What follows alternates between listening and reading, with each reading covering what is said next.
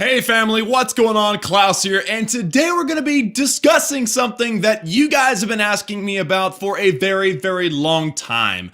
The question is how to win a clan war. Now it seems very simple, especially to those of us that have been in the YouTube community or in the serious war community for a long time. But for those of you who may not be in a serious war clan, or you're just getting interested or just getting into Clash of Clans, this might be a huge question, and this video has all the answers that you need. Let me tell you a quick story. So whenever I first, oh by the way, enjoy those war replays over there while we are discussing how to win a clan war. So, whenever I first started Clash of Clans, I started by joining a buddy of mine's clan. It was like a casual war clan, and all you did was you logged on, you made your army, and you attacked a base. There was no organization, there was just attack. So, back then, it took about an hour and a half to train up a full-fledged army. And so what you would do is you'd pick a base, and a lot of the times the clan mail would say, hey, hit your mirror first, which means if you're ranked 20, you attack the other team's 20, no matter what. And so what you do is you log on, you train your army, and then you'd attack. But sometimes we didn't have that guideline, and it was just free-for-all. And so we'd train our armies, and then it would take an hour and a half, right? So I'd look at a base, and I'd say, okay, this is good for hogs. So I'd train up hogs, and then I'd come back like an hour later, and then I would get ready to attack it. Well, without any kind of organization, without any kind of way for us to call a base and say, yo, I want this base. I want number 17. I would log on in the attack. The base would already be attacked. And so I would waste that effort. I'd waste that time, and I'd have to adjust my army. In fact, one time I actually went to attack a base, and as I was clicking the attack button, somebody else started attacking it, and I had to sit there and watch them fail on the base. So the first thing I want to mention is that you guys want to have some sort of organization, whether that is a calling system in your clan chat. That's at least a start. What I'd recommend, if you do not do this already, go to www.clashcaller.com. It's an awesome website for you to be able to set up your wars and call bases. You can even set up timers to where if somebody calls a base and they don't attack it after so many hours, then the call expires and somebody else has the chance to attack it. At least then you have a little organization. But let's go back to that attacking your mirror rule, okay? A lot of clans do that, where it's like you have to attack your mirror, number 10 on 10, no matter what. And that's so that everything stays fair, but that's not exactly the best way for wars to take place. Now, at Boston Tea Party, CWL clan, or the Knights of Zion, the clan where my mini is, we've got a very intricate system. I'm not going to go into all the detail because this would be a 30-minute video, but what I do want to outline is I want to hit the highlights of what we do in our Elite War Clan to win as much as we do. It's not always about being able to hit 3 stars. I mean, it is. You've got to perform. But if you put your efforts in the wrong base, then you're going to end up costing your clan more than helping your clan. So let me give you guys the steps. The first step is we always say attack from the bottom up. So we don't start wars and start hitting the top bases. We start wars and we start hitting the bottom bases. Now, a lot of clans right now are running a Town Hall 9, 10, and 11 spread. But if you don't have Town Hall 11s, or you have Town Hall 8s or 7s or something, most of these rules will still apply. So don't tune me out if you don't have Town Hall 9, 10, and 11, but that is the examples that I'm going to give. We consider Town Hall 9 the bottom group of bases in the war roster as phase 1, okay? What you want to do is you want to get your Town Hall 9s or your Town Hall 8s or your Town Hall 7s to 3-star all the other clans' Town Hall 7s and 8s and 9s. You want to do that as quickly as you can, so within the first 8 hours is usually when we decide, you know what, we need all the Town Hall 9s 3-star. So once we get all the Town Hall 9s 3-starred, we look and see what we've got going on. We say, okay, all the Town Hall 9s on the other team are 3-starred, but we still get 5 Town Hall 9 attacks.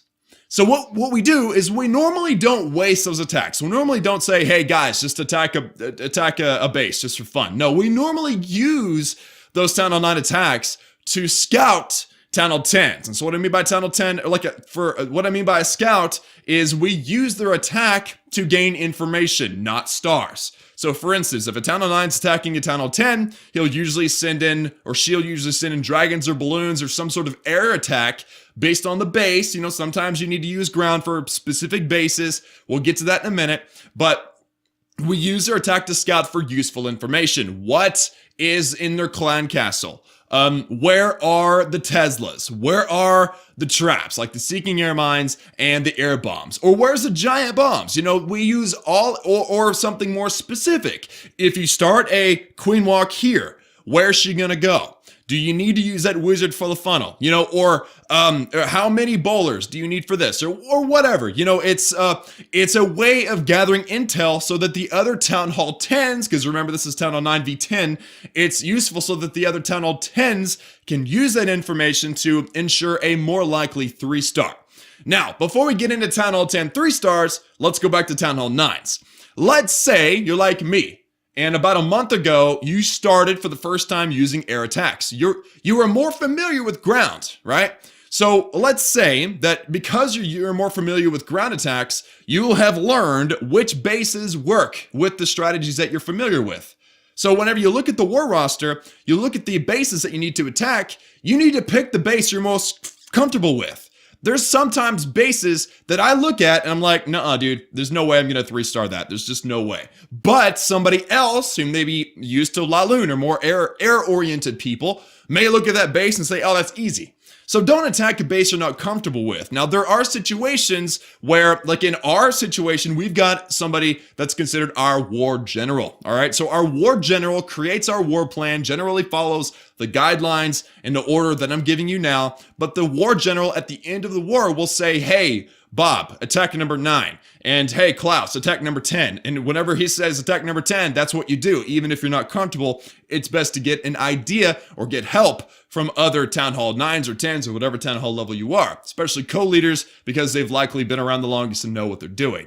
So you want to look at the bases. You want to determine what base you're most comfortable with and then attack it. Don't just go in blind. Don't create an army and use that same army for every base either. You need to look at the attack or look at the base and decide how you're going to attack it and what troops you need. They call those cookie cutter armies, where you just have an army you always use. That doesn't work anymore. That might have worked back in the Go Wipe days 3 or 4 years ago, but it doesn't work now. So once you got all the Town Hall 9 bases cleared, either you've used all your Town Hall 9 attacks and you still got Town Hall 9s left over, which means you're going to have some Town Hall 10s dip and take those Town Hall 9s out, or vice versa. You have 3-starred all the Town Hall 9 bases, and you've got Town Hall 9 attacks left for scouts. Either way, determine what needs to happen. Now, at the same time, let's start talking about Town Hall 10 and Town Hall 11. I have below the screen here Town Hall 10 and Town Hall 11 3-star statistics. Let me give you some of these numbers.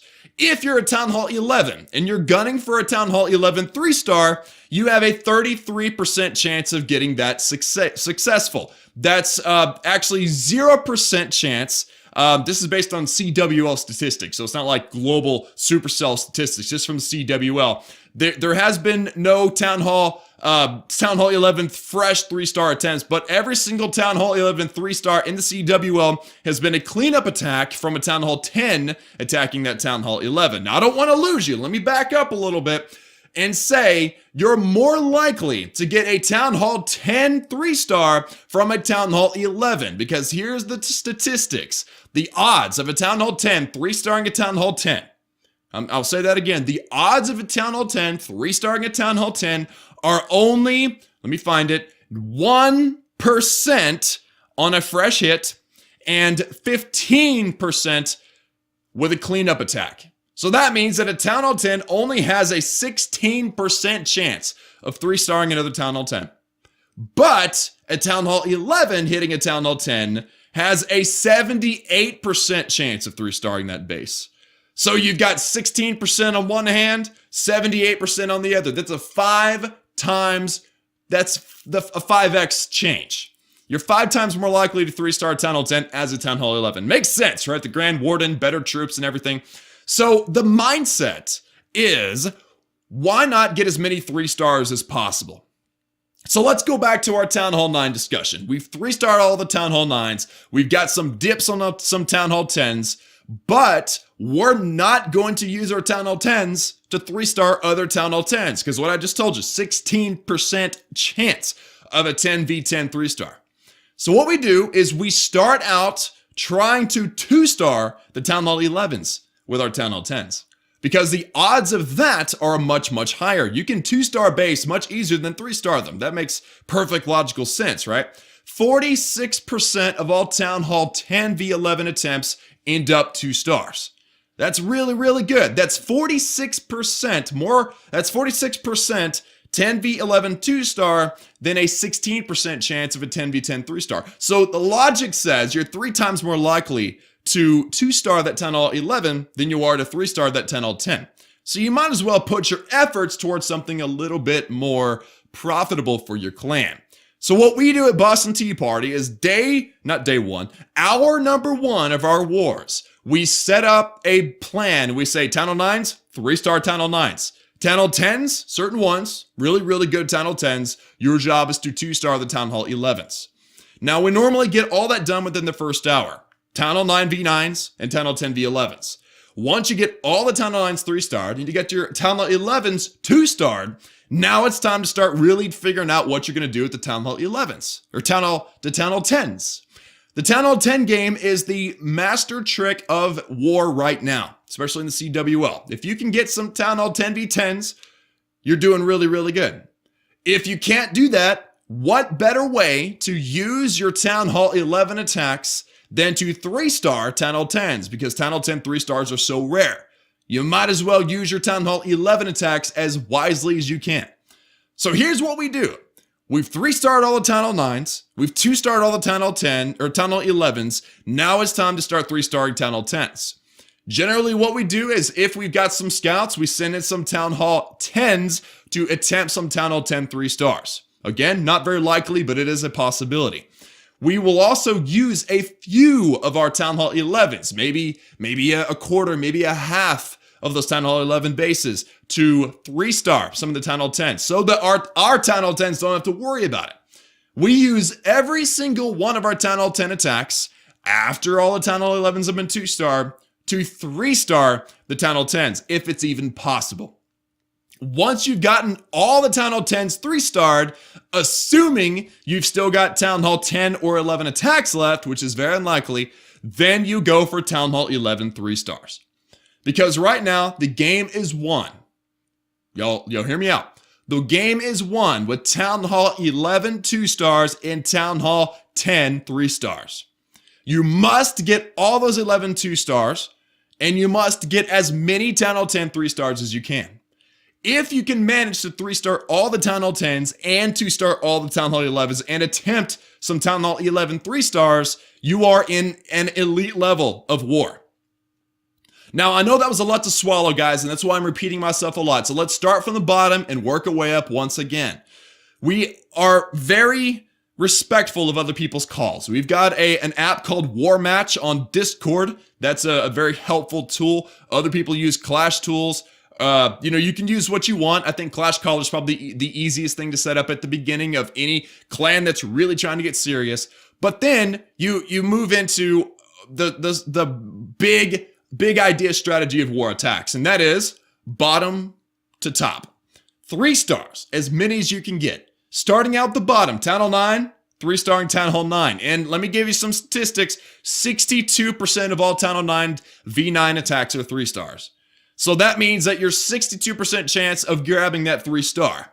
That's good. That's more than half. So Town Hall 9s, 3-starring Town Hall 9s, that's a great foundation. If you can get all of your other enemy clans Town Hall 9s 3-starred quickly, you're going to be setting yourself really, really good.